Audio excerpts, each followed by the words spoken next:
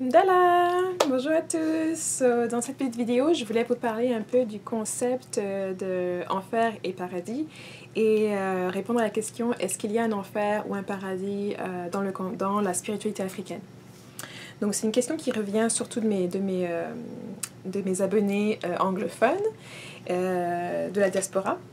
Et moi, je dois dire que de ma tradition et des explorations que j'ai faites, que ce soit en Afrique ou ailleurs, dans différentes cultures, cultures indigènes, cultures hors des révélations, des religions révélées, je n'ai pas trouvé de concept qui pourrait être un amalgame de l'enfer ou du paradis. Donc, pour revenir à ma propre tradition, le concept, c'est vraiment avec le travail des esprits, le travail avec les ancêtres. On partage cet espace physique avec des entités invisibles, avec des esprits, etc. Cet espace physique, géographique, mais aussi temporel avec ces entités-là.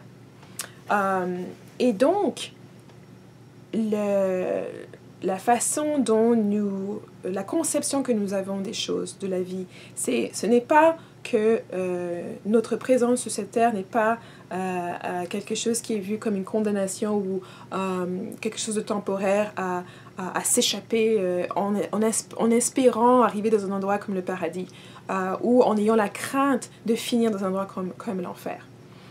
Ce qui nous faisait nos règles de conduite était plutôt basé sur nos propres décisions, nos comportements vis-à-vis de nous-mêmes, de ceux qui nous entourent, de notre famille, de notre communauté.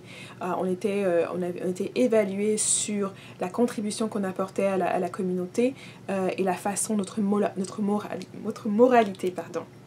Et donc les ancêtres étaient les gardiens non seulement de la tradition, mais c'est aussi les gardiens pour s'assurer que votre comportement s'aligne, va avancer le but qu'ils avaient déjà édifié, les travaux qu'ils avaient commencés eux-mêmes, et non pas s'écarter de là ou faire du mal à d'autres.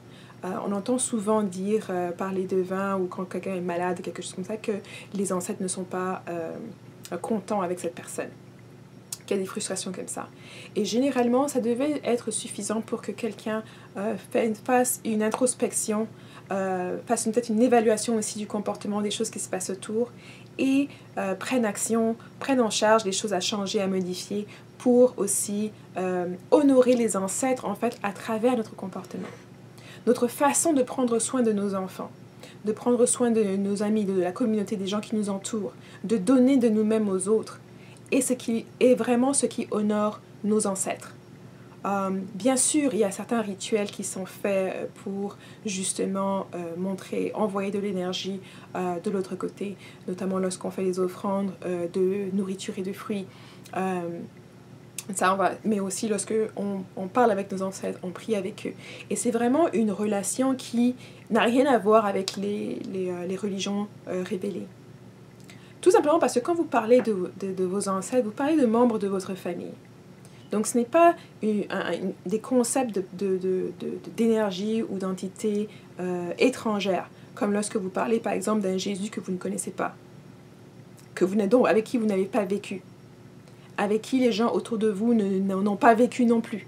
Il n'y a aucun contact direct entre vous et l'existence de Jésus lorsqu'il était présent, des choses comme ça, pour donner un exemple. De même avec Mohamed ou Bouddha ou d'autres prophètes.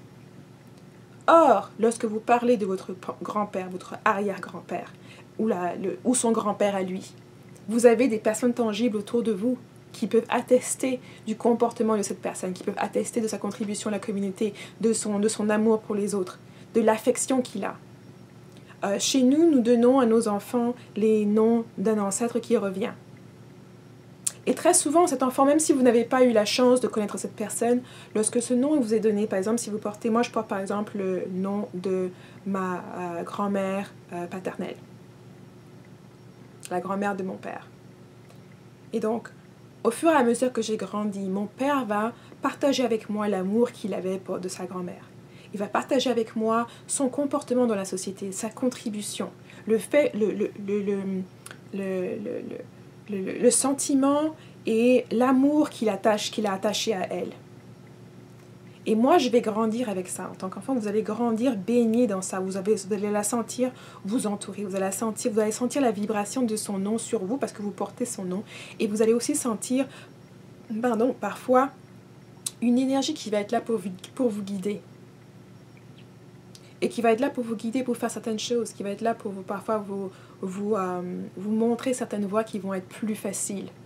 Pas pour vous obliger à suivre une voie précise, mais pour vous montrer qu'en suivant cette voie, les choses vont être tout simplement plus faciles. Et croyez-moi, lorsqu'on vous montre une voie, juste pour ceux qui sont curieux, vous n'êtes pas obligé de la prendre. Et croyez-moi, pour avoir essayé de prendre d'autres voies et s'apercevoir qu'en fait, oui, effectivement, c'est la plus facile, je vous parle de ça d'expérience. Une expérience qui vient parfois au fil du temps.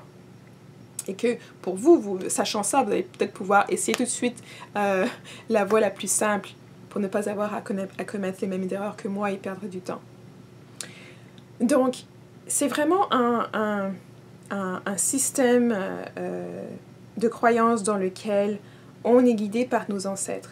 On honore nos ancêtres en leur donnant de l'énergie, en les représentant de ce côté, en portant avec nous, avec la tête haute, leurs aspirations personnelles parfois familiales, parfois communales, et parfois même nationales et même culturelles. Donc, cette aspiration qu'on porte en nous, c'est ça qui va quelque part nous motiver dans une direction précise. Nous donner aussi l'énergie qu'on a besoin parfois pour persévérer, pour passer outre certaines difficultés. En sachant toujours qu'une fois que vous avez vos ancêtres derrière vous, rien ne peut vous arrêter.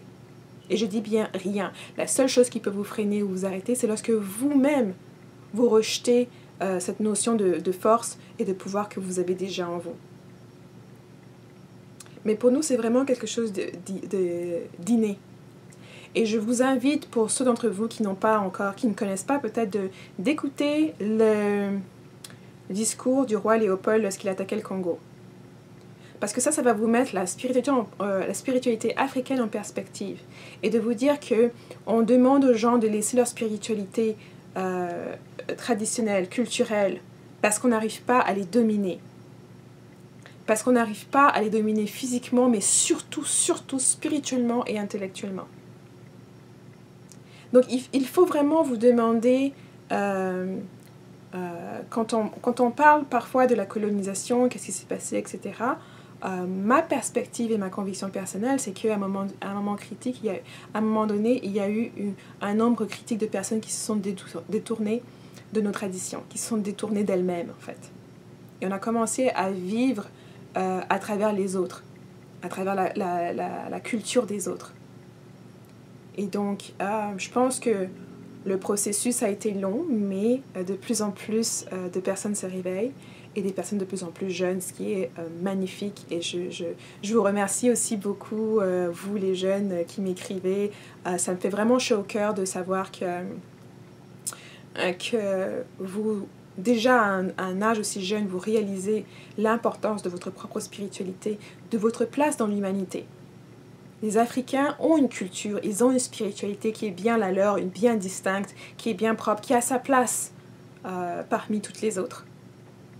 Et je suis tellement fière de voir autant de jeunes personnes réaliser ça.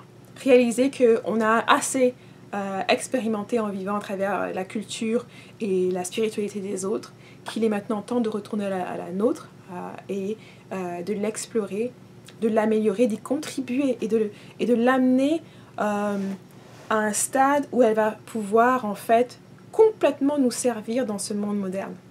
Parce qu'elle a le potentiel de faire ça et de faire beaucoup plus.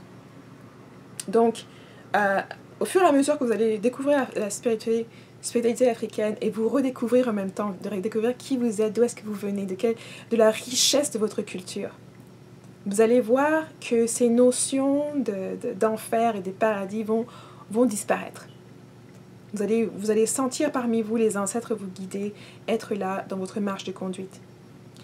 Et bien sûr, il faut comprendre qu'avec les pouvoirs qui vont être amenés à vous, vont être amenés aussi beaucoup de responsabilités en termes de comment utiliser ces pouvoirs-là. Et c'est aussi là qu'on peut voir que parfois les ancêtres peuvent se détourner de vous lorsque vous utilisez certaines connaissances pour mauvais escient. Donc, il faut se préparer à être prêt à prendre ces responsabilités-là. Quand on devient parent, on va avoir beaucoup de joie à aimer, à en donner de l'amour, etc. Mais on va aussi avoir la responsabilité d'encadrer cet enfant, de l'encadrer de manière adéquate, de ne pas l'étouffer, de ne pas étouffer sa propre personnalité, son individualité. Mais de ne pas non plus le laisser courir partout et d'être exposé à des risques trop importants. De lui inculquer les traditions qu'on connaît, afin qu'elle ne soit pas dogmatique sur lui ou elle, mais que cet enfant puisse puiser là-dedans les outils qui vont lui servir tout au long de son cheminement spirituel. Et du cheminement spirituel va découler tous les accomplissements économiques, sociaux et consorts et culturels et tout ça. Parce qu'une fois qu'on connaît le but à sa vie, on peut choisir une vocation dans laquelle on va pouvoir s'épanouir correctement. Et lorsqu'on choisit une vocation dans laquelle on peut s'épanouir, qui fait partie du but de sa vie, on va pouvoir subsister à ses propres moyens, à ses propres demandes, exigences, etc., de manière financière. Et recevoir la reconnaissance qui va venir lorsque on se place dans cette lignée. Et parfois, c'est un concept qui est difficile à comprendre parce que les gens ont tendance, dans les systèmes occidentaux, à penser qu'il faut d'abord avoir des gains matériels pour pouvoir ensuite s'élever spirituellement, etc. Or, c'est vraiment faux. Il faut avoir une assise spirituelle, et c'est cette assise spirituelle qui va vous amener toutes les autres choses dont vous avez nécessaire.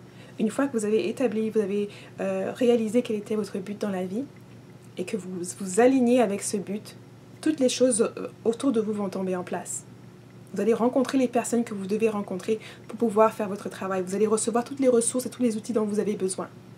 Ça va vraiment se tomber tout en place. Et tout ça, ça part du moment où vous êtes vraiment ouvert à cette idée, où vous prenez la responsabilité d'accepter votre but et d'y mettre toute l'énergie que vous avez pour le réaliser, pour l'accomplir. Et ce but ne peut pas aller à l'encontre de votre propre communauté ou de votre nation.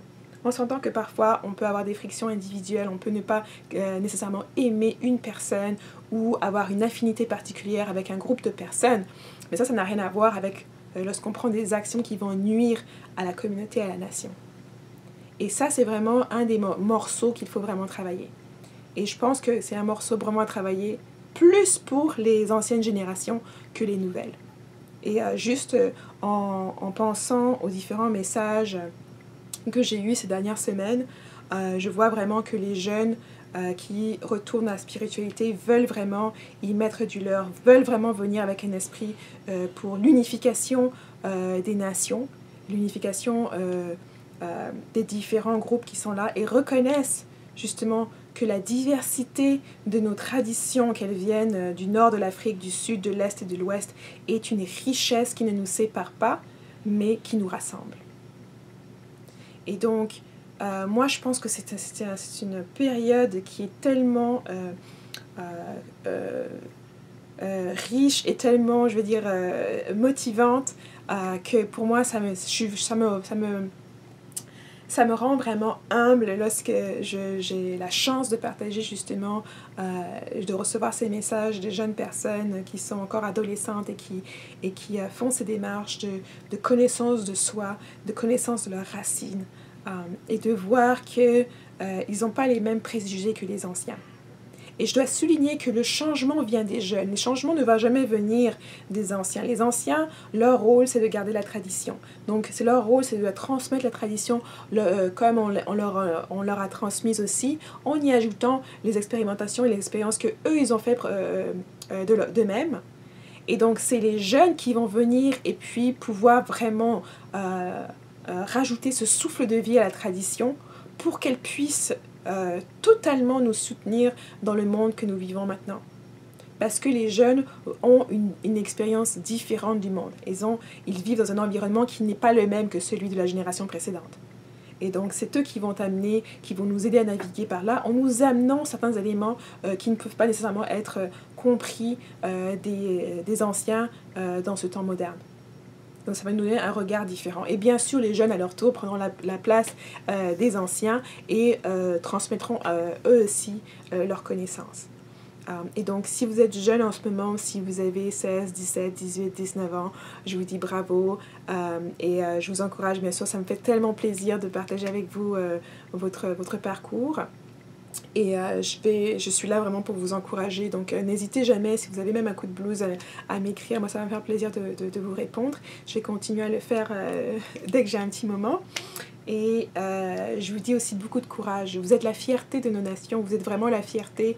Je pense que les ancêtres se réjouissent de voir autant de jeunes s'éveiller et découvrir ce monde en sachant que, en tant qu'Africain, vous avez une place dans l'humanité et que vous pouvez regarder en face, la tête haute et découvrir toutes les connaissances que parfois même vos parents n'ont pas pu connaître, et puis les découvrir avec un sentiment de fierté, de joie et d'amour propre.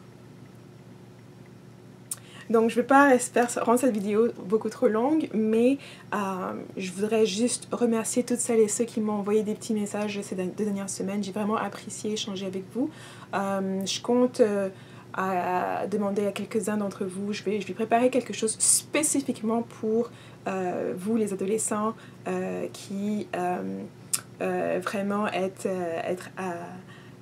avides de savoir, et puis faites le mieux que vous pouvez en attendant, mais je vais vous préparer une petite surprise que j'espère vous plaira beaucoup.